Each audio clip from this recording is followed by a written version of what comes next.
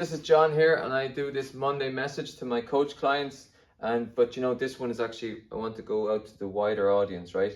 This is an important one from a personal perspective because I'm struggling with a lot of hip pain at the moment. Okay, I do a nice bit of cycling, daily commuting with the cargo bike with the kids, and I'll also start prepping for the cyclocross season. And I know if I give a big effort, my right hip all around this area gets super tight and very painful and can really gnaw on you, and I'm struggling with it. So I wanted to share what I'm doing to help this, but also as a sort of a preventative measure for you, anyone who's doing a lot of cycling and maybe not much running, or they're just doing too much sitting and cycling. This is a definite risk factor which I've fallen prey to. So what we want to really be looking at is how we're moving our hips throughout the day, and why we should do more sort of healthier movements for our hip joints. Simply because cycling, great sport, great way to see the world, but the negatives are that you're just going in this singular plane up and down. But not only that, you're really closing this hip joint. You're kind of in this inner range hip, and it's not getting it's not getting a very natural through range with rotation. It's just pure repetitive motion in this kind of inner range, and that there can get you into trouble. I know what it's like.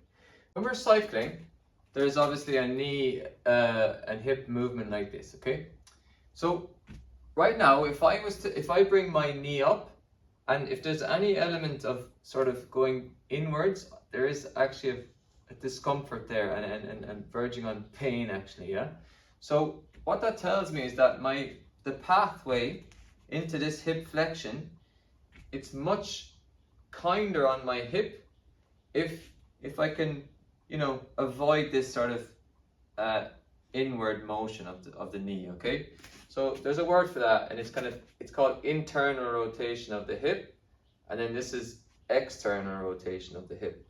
So what we're going to try and do is I want to go into hip flexion because it's a natural movement, but I want to avoid this internal rotation as I move into hip flexion, right? So this is part of my rehab, but it would be a very good idea for any cyclist out there to have a look at this movement. So we'll do what's called a split lunge or split squat, and I'm going to go down into that deep hip flexion. But if you notice my knee, it's almost going under my shoulder, what you call it, your armpit, right? So I'm kind of keeping that knee out and driving, and I'm going to drive away now through my heel, and I'm going to pull, almost want to pull my knee up towards my armpit and then drive away through my heel. And this is me training this hip flexion movement, but in a very nice plane, and much more happier for the hip. So look, let's just do a series of videos, right, on this specific topic.